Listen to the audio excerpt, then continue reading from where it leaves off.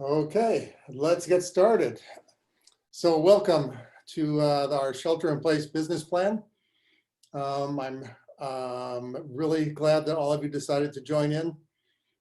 For those of you who don't know me, my name is Steve Della Pena. I'm the Vice President of Strategic Services for Corcoran Global Living. Today we're going to be talking about, well, since this is hit, obviously this has going to take a toll on whatever business plan you had in place. So I thought it'd be a good idea to go ahead and review that process, taking into account the problems we have right now and how to actually attempt to overcome them, as well as get ready for when things open up. I'm going to go ahead and share my screen for the actual presentation. So just hold on a sec and put this up. There we are. And slideshow. Start. Okay. So I chose this slide because this is kind of what our world looks like right now. The streets are kind of empty. There's no people on the sidewalks, which if you want to keep doing business, sort of complicates things. Oh, we're going to do this again. There it is. So whatever I say after this, I want to be sure that I recognize and that you recognize that this is an extraordinary time. It's full of personal distress, emotional upheaval, and financial challenges. There's no one who escapes any of that. But what this does, which might actually play into our hands, and also maybe make it a whole different world for us to our benefit, because there's paradigm shifts when you have this kind of upheaval.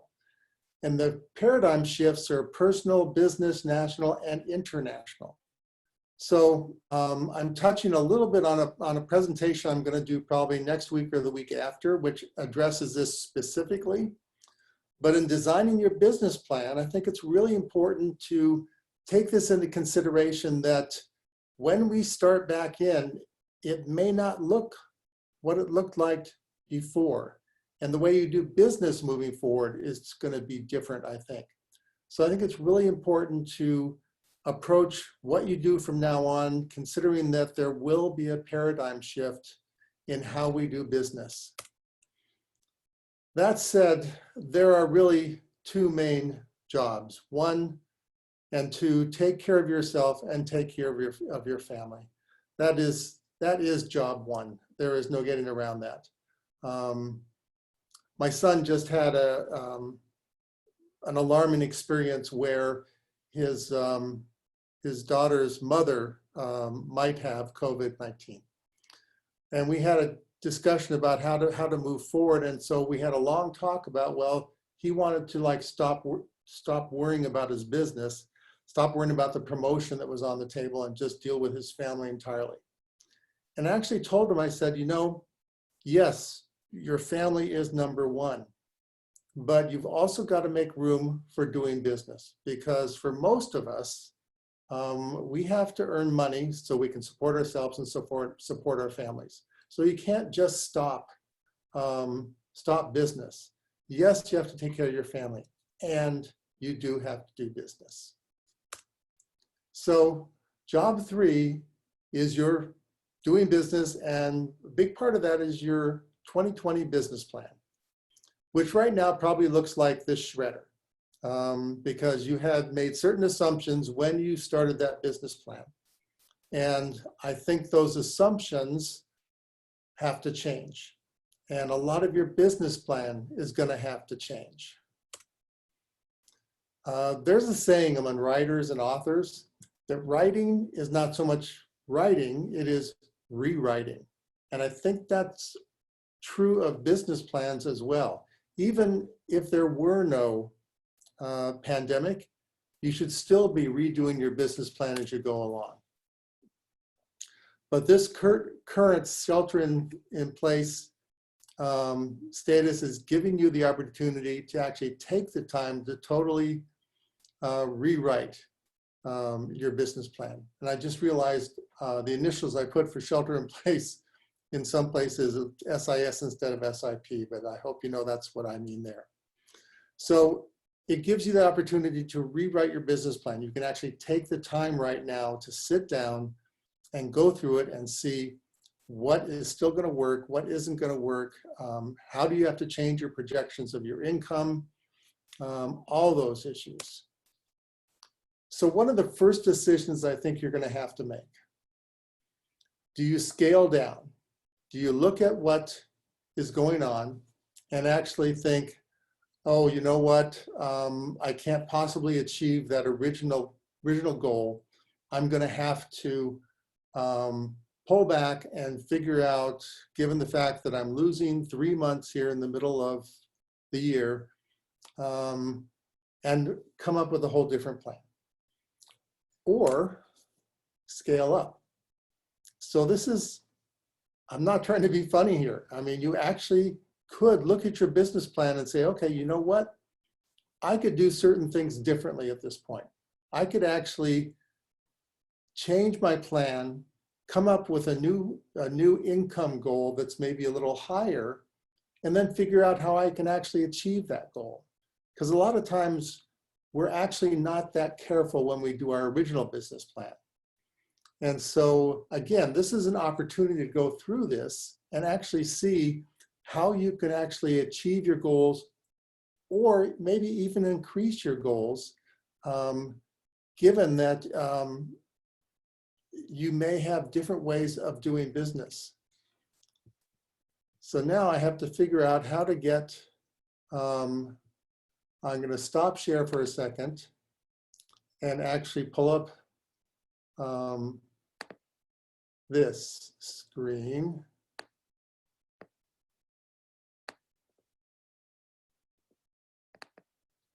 Hold on. Okay, it's not doing what I want it to do. Okay, good. Now I can get to this. Okay, so good. Okay, so I'm assuming everybody can see this. So somebody please let me know if this is working. Okay, I can always count on Lisa to give me a good comment.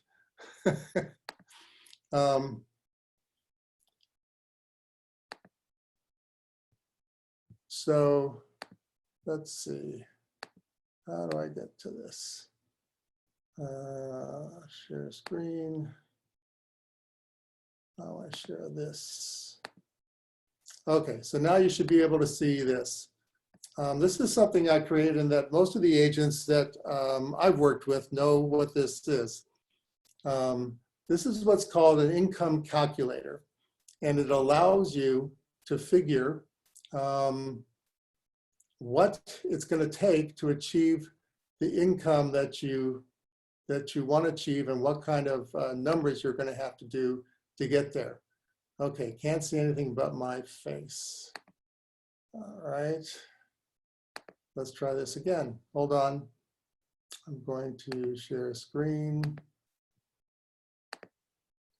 Okay, can you see the spreadsheet now? Yes, good, okay.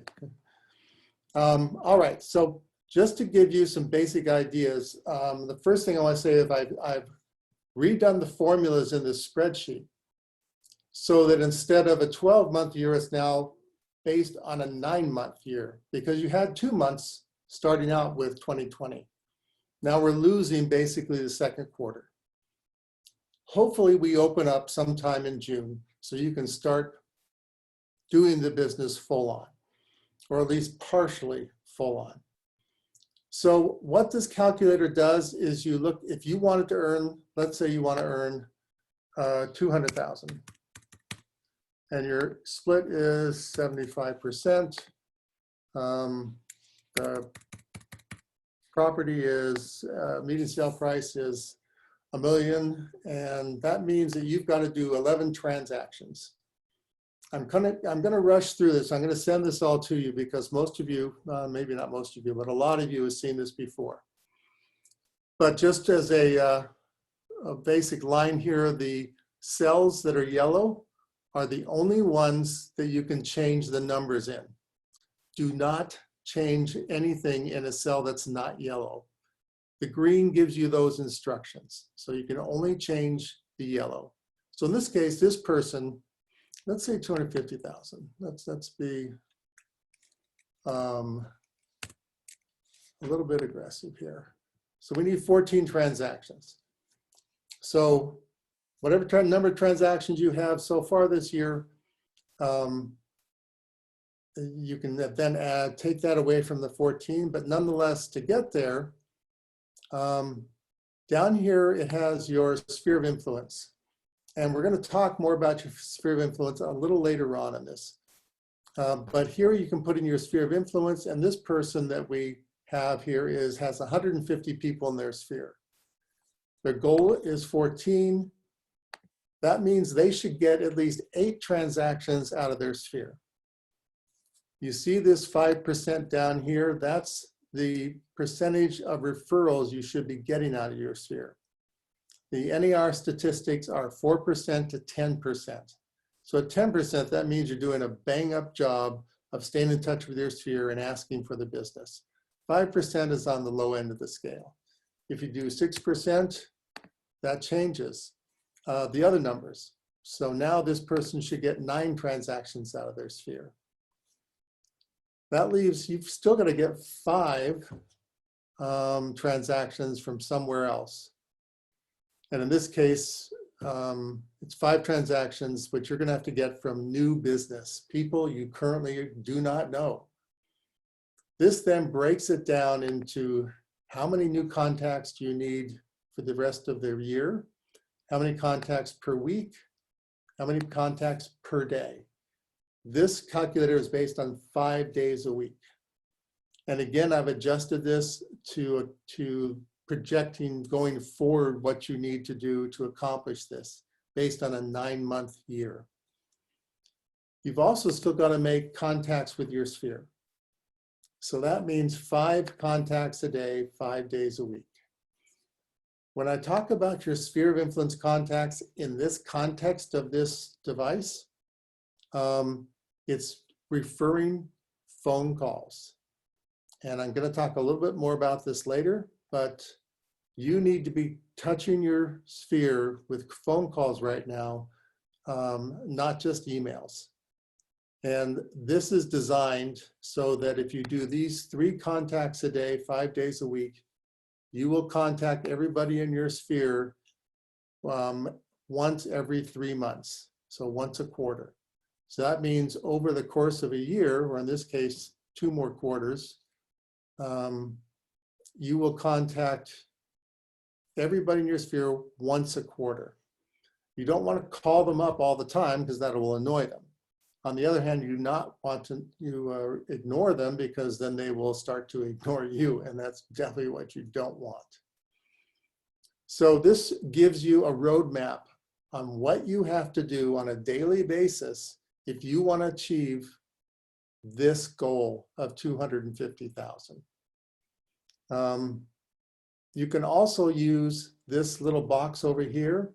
This is just a reverse calculator. So you can start with the number of transactions you want to do, and that will tell you how much you'll earn. And then you can actually take that and plug it into this box up here. So in this case, you said you want to do 14 transactions, and let's say in January and February you did 2. So that means you have 12 transactions left to go. So let's put 12 in here and put this back to $1 million. And 75%, and that doesn't come out right. Oh, that's because we're missing a 0 here. There we go. So that means you'll make another 213,000 this year. And then if you go back up here and plug this in here, Now you have 12 transactions you have to do for the rest of the year, starting now, not waiting until June. So anyway, this is something that is really great for you to play with. Plug in different numbers, see what comes up. But the last thing here at the bottom of it is talking about appointments. And I'll give you a short idea of how this works. In this case, it's 12 transactions. 14, to get 12 transactions, you've got to open 14 escrows because there's going to be fallout.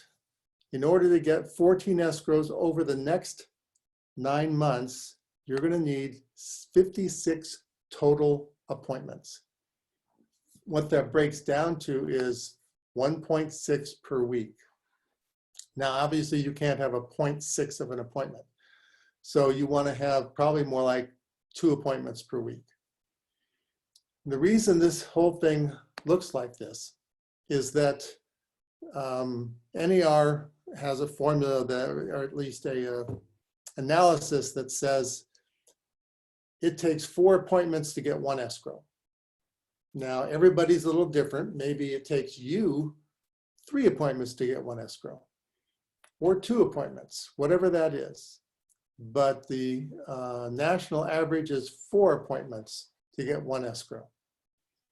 So the reason this works as well as it does is that if you have 4 appointments per week, per month, 4 appointments per month, and you get, well, in this case, let's say you get 2 escrows out of that. But there's 2 people that you didn't get into escrow. Well, those 2 people don't go away if you're taking care of them. They get added to your sphere of influence and hopefully into your pipeline. So each month, the people that you don't get into escrow are added to your pipeline. So by the end of the year, hopefully you've got the 12 escrows that you wanted, end of the coming 9 months, and you've now got at least 18 people in your pipeline. So this works on a whole bunch of different levels. And I know I've kind of raced through this and it's probably a little confusing. So I'll be glad to answer any questions when we get offline afterwards or during the week, or if a bunch of you want to sit down and do a Zoom just for this calculator, I'm more than glad to do that also. But I will send this to everybody so that you can actually play with it and go from there. So let me see if I can answer any questions right now. What constitutes an appointment? Good question. What constitutes an appointment is sitting down with somebody, or in this case, Zooming or even on the phone. And the purpose of that meeting is that that person that you're talking to is an active buyer or seller. Another active meaning they are interested in buying or selling in the next, say, 6 months. An appointment is not a casual meeting like where you're just having coffee with someone from your sphere. It is actually somebody who has indicated they are interested in buying or selling. So that defines an appointment. Okay, so I'm going to switch back to the spreadsheet, to the presentation. And I gotta share my screen again. And here we go, okay. And slideshow. Play from current slide, okay. So with that knowledge in place about knowing how many contacts you have to make, how often you need to call your sphere, let's talk about what that actually looks like. So, because you want to do this so that you can, what can you do now to do business now and set yourself up for the rest of the year, as it says there. So right now, and this is something that David Knox said yesterday, but also that other people have said over the past several weeks, you need to be paying particular attention to your top 100. And if you don't know, the top 100 If you have 300 people in your sphere, not all 300 are going to be productive in terms of giving you referrals. You need to identify those people who are the most productive in referring you business. And we call that your top 100. It may not be 100, it may be 5, it may be 50. But whatever it is, those are the people you need to be paying lots of attention to right now. And your calls to them generally should be warm calls. Stay social. This is not about asking for business. And one thing I'm suggesting is, and this is a way to save time for you, but it's also kind of fun. Maybe create a virtual happy hour with your sphere. So you're not talking to one at a time. Maybe you do 4 or 5 people in a Google Hangout or your own Zoom meeting. And make it a social event. So you bring people together, get them talking. I'm sure that a lot of you are doing this. I know I'm doing this in the sense that I'm actually spending more time with my friends than I usually do, because we're doing Zoom happy hours. And so now I'm usually doing 2 of these a week at least. And plus I've got my family that I'm doing Zoom happy hours with a couple times a week. So I'm busier than I've ever been. And I'm going to suggest that you should be doing something like that with your sphere. Doing one call is fine, but why not make it a social event where people get together and actually interact, which is something that we're not able to do right now. You also want to try and be a resource. So you want to keep your sphere informed about what's going on in real estate, mortgage rate, financials, and you have lots of resources at your disposal.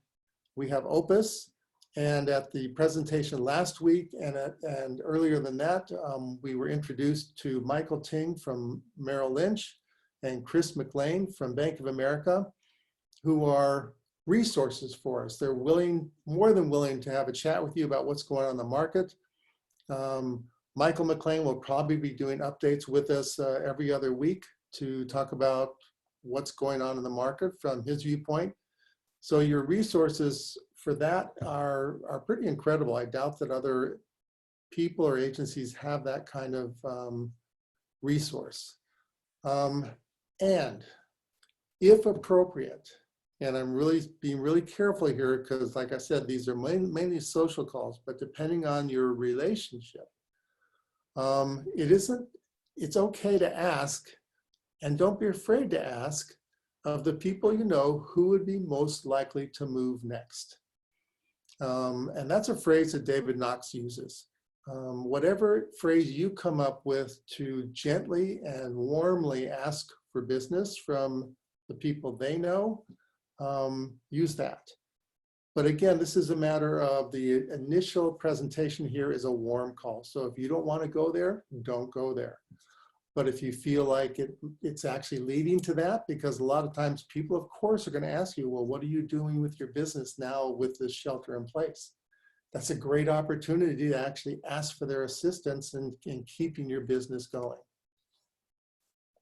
So it's also really difficult, right? If it's one thing, you've got your sphere, so you can call them. But how do you find new business? Because new business, if you look at that spreadsheet, it still says you've got to find 5 escrows from new business if you're going to achieve your goal. So I have a couple of suggestions for you. One is to establish your own meetup group around subjects that interest you. And I'll share a story with a woman I interviewed. This was several years ago. She was new to the Bay Area. She's a new licensee. And she was thinking of joining our company. And of course, one of the questions that I asked, well, how are you going to generate business since you're new to the area? And she'd been in San Francisco already for 2 years. And she says, you know, what I've done is I've actually started about 4 different meetup groups around subjects that I really care about. And I actually enjoy doing these meetups. And I said, oh, great. And she goes, and I said, how many people do you think you have that you could call that are people in your sphere? And she goes, well, I've actually got about 600 people that I've met through these meetup groups that I've got their contact information and I stay in touch. Which, I mean, I almost fell off my chair with that kind of information. So as difficult of a position we're in now, where you can't just set up a meetup and have people come join you, there's no reason you couldn't do virtual meetups. I'm a member of a meetup group right now, and we haven't stopped meeting. We have Zoom meetings every 2 weeks with that meetup group. And there's no reason you couldn't start a meetup group around subjects that you really enjoy or passionate about. And so bring other people in, bring people together. That's part of our job anyway. But it's a great way for you to actually start new business in the current situation where you can't do an open house and you can't go to a meeting center or do a meetup networking group. So do it online. Be proactive about this. Join other groups that interest you. Meetup has a whole list of groups that are going on in the Bay Area, in San Francisco, in Marin, in Tahoe and Reno. They're all over the place. And I'm sure that they've all switched, or most of them switched, to a Zoom presentation. We are trying to educate you in how to do virtual showings. This Friday at 10 a.m., Melody is doing a virtual open house class. And I got to tell you, I've seen part of the agenda and it looks fantastic. So I really encourage you 10 a.m. this Friday to join Melody's virtual open house. And as I think those of you who've attended the sales meetings in the town hall, we have several people who have managed to actually write contracts, get them accepted, and those contracts have a clause that says it's subject to the buyer physically visiting the property once they're in escrow. So we can do business. It's just a matter of being creative about how you can generate the business.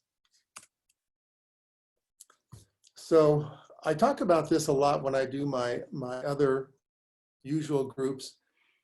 And it is so critical right now to be doing this. And that is to establish and maintain a daily work schedule. And this is something I do. And on the days, I'm not doing presentations like this all the time. So I mean, theoretically, I could get up in my pajamas and just sit on the couch and do whatever I have to do. But actually, what I do is I generally get up within the same time frame. I take a shower. I do all the things that I usually do and then get dressed. So I actually feel like I'm ready to go to work.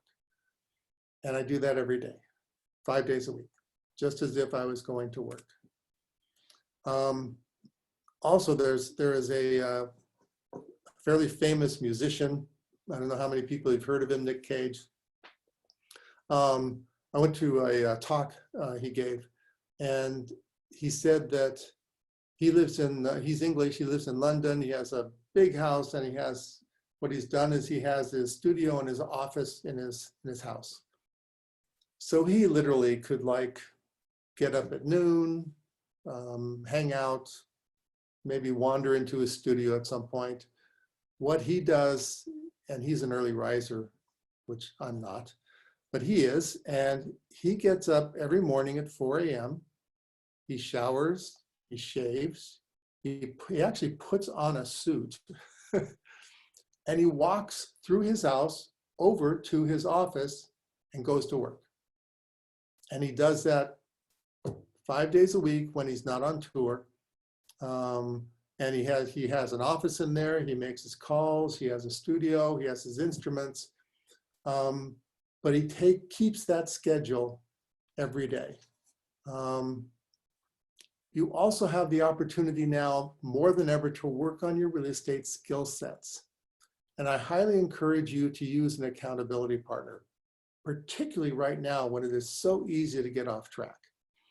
If you can have somebody that you talk to every week and about business. So this may or may not be a good friend, but maybe somebody that you feel comfortable doing business with, and going over your skill sets, practicing dialogues, maybe practice your listing presentation, your buyer consultation. And do this obviously using Hangouts or Zoom, which will also then improve your skills at those tools, so that when you do a listing presentation virtually, you'll feel comfortable. Everybody hates this, but everybody that I talk to and read about who are very successful, they do it. So it's difficult to dismiss this and say, yeah, but I don't want to do that. And that is to actually time block your work activities. It's not just about what time you get up or what you do when you get up. It's when do you do a particular activity? So if you actually have it in your schedule, in your Google Calendar, when do you make your calls? If you just have it in your business plan that says, I'm going to make 5 calls, that's a great start. But the next step is to take those 5 calls and put them into your Google Calendar, so that you know that when you look at your calendar in the morning and you see, oh, 10 o'clock this morning, I'm supposed to make 5 calls or 2 calls or whatever it is you have to do.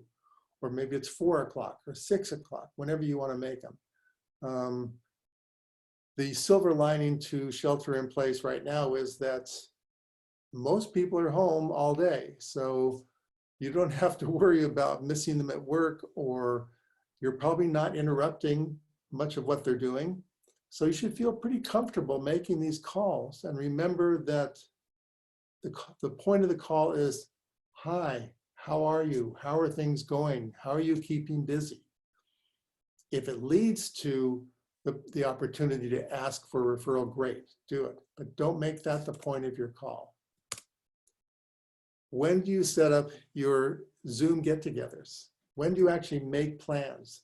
It actually makes a lot of sense to put in your Google Calendar a time when you're going to actually look at your business plan and say, okay, I've got to schedule these particular activities like a Zoom meeting so that it gets done. When do you sit down and write personal notes to your sphere of influence? I'm not diving into this really deeply because I actually did it a couple of weeks ago, but one of the things you should be doing right now, you should always be doing, is doing personal notes to your sphere. It's not that hard. And if you make a point of, maybe it's your first activity at 9 a.m. or whenever it is you get up or start working, is to sit down and write 2 personal notes. That's all, just 2. If you do that 3 or 4 or 5 days a week, that's 6, 8, or 10 personal notes that are going out to your sphere per week. And I can't tell you how critical this is. Getting a personal note from anybody is, so I know when I get one, I just go, wow, this is so cool that this person took the time to write this note, because hardly anybody does it. And it shows the people in your sphere that you're actually thinking about them. And again, this is a note that says, hi, how are you? Do you know anybody who's thinking of buying or selling? It's just a note that says, hi, I was thinking about you, just wanted to touch base. I'll give you a call later. Something like that. Particularly if you know if they have any anniversaries coming up, birthdays, anything that gives you, and it's something that you can write about. And of course, when do you meet with your accountability partner? That should be put in your Google Calendar so that you know that 10 a.m. every Friday, you and your accountability partner are sitting down on a phone call or a Hangout or a Zoom, going over exactly what it was you were supposed to do that week. And like I said, working on a listing presentation or a buyer consultation or your dialogues, whatever. keeping you in the game so that you are working at a really high quality level. And when do you take care of yourself? Obviously, we can't do the things, most of the things that we're used to doing. But I still think you need to set aside a time when you know that every day, this is what I do for myself. Or if you have a partner that you're living with, when do I take time to be with my partner? One of the things that's actually worked out great for my wife and I is, it's worked out great for me anyway, is that she loves to cook, and she's a great cook. But when we weren't sheltering in place, we were both just always busy running around, and so she wasn't cooking all the time or that often. Well, now she's cooking every night, and it has become something that we do, where she cooks, we sit down, we have dinner, we have a glass of wine, we talk, and it's actually been great. I think probably we're closer now than we were before, just because we have the opportunity to take the time to spend time with each other, whereas before it was always kind of scattered. So speaking of self-care, that shouldn't stop now. I know we can't go to the gym. In my case, my swim club down at Aquatic Park is closed, so I can't go down there and jump in the water. It's killing me, but I've adjusted. So I've sort of gone back into my past. I'm a martial artist, and I'm now doing Tai Chi every day because that's something I can do on my own. I went online, I found some videos to remind me of the moves, and so that's what I'm doing. For those of you, there are many classes now that are online. I know that YogaWorks classes are now free online. You can go to YogaWorks, and they have all sorts of videos where you can follow through the video and doing yoga, watching them and listening to them teach. I know there's virtual exercise classes, and you can find, there's so many YouTube videos. I'm sure you can find one that addresses your particular activity. Or like I said, in my case, refreshing an old one. I had no problem finding what I needed so that I could get back into doing what I'm doing. I have a friend who bought her own stationary bike so she could keep riding that bike on a regular basis. Or maybe you could just go ride a real one. The other thing my wife and I are doing is we're taking walks about 4 or 5 times a week in the afternoons, late afternoons. So, and that's something you can still do. We make a point of avoiding people and taking our masks with us, but it's great to just get out there and walk around and exploring things we hadn't explored before in the neighborhood. And any other activity you enjoy. Like I said, my wife now is cooking every night. If you like to write, then do get into writing. Again, there are all sorts of master classes you can join. There's YouTube videos. Same thing with painting or photography. Whatever you enjoy doing, take the time and get either back into it or start a new thing that you like to do. There's just so much that's available. All right, so rubber meets the road time. All that said, it always and still comes down to one thing. You need appointments. As I mentioned when we were going over that spreadsheet, the bottom line of that spreadsheet was telling you how many appointments you need to have to reach your goal.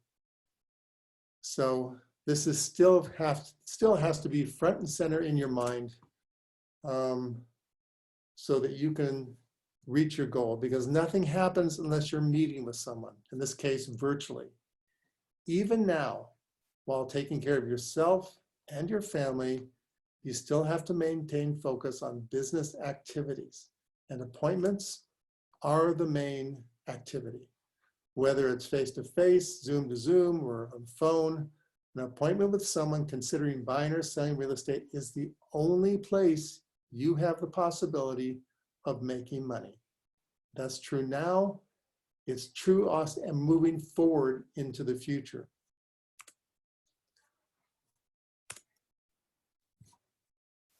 As apocalyptic as this feels, as strange as it is, people are still doing business. There are people out there who still need to buy or sell real estate and or just want to sell it, but they want to do it now.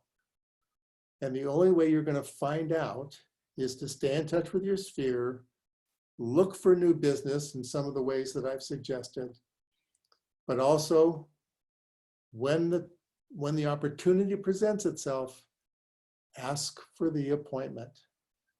And this is true whether it's now or normal in the past, going forward, you've got to ask for the business. You've got to say, why don't we schedule a time when we can actually Zoom or do a hangout and we can go over what it's going to take if you're interested in buying or selling in the near future. So that is the extent of today's presentation. I'm going to see if there's any questions that I haven't answered. Yes, I will be sending that calculator out to you. It won't be a link, it'll be a spreadsheet. The spreadsheet will be live. And I want to remind you that you do want to just change the numbers in the yellow cells.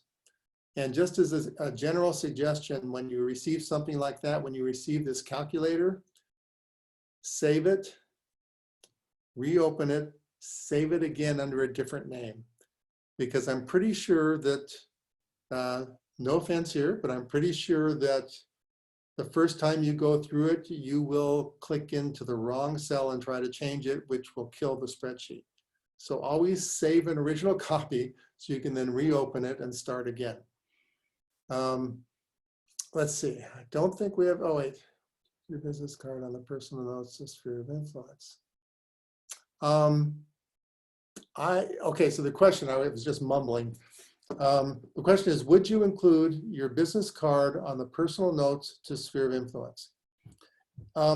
If this is somebody that knows you and knows you fairly well, I would not include my business card, because this is a card that's saying, hi, how are you, thinking of you, let's get together.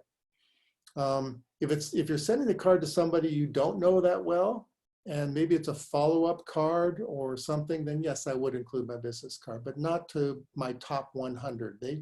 They know who you are.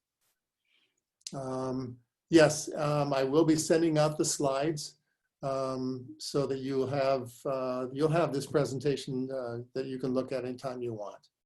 And also, we've made a recording of this, so we'll also be sending that out. So I don't see any more questions here. Let me check the chat. Please, yes, I will do that. All right, well, everybody, thank you so much for joining me today. And I hope that this will hopefully inspire you to actually use this time to redo your business plan, realize that there are ways to reach out to people, to get to actually maybe even do business now, but at least set yourself up so that when things start to reopen, you'll be ready just to like jump out of the gates and get going. So everybody have a great day, and hold on, I'm gonna check this one more time, make sure that I've missed something. No, that's it. Okay, have a great day. And there is another class, I think, at noon today. I think it's the interview with the Go Giver author. I would encourage you to check that out too. So have a great day, and I will see you all later.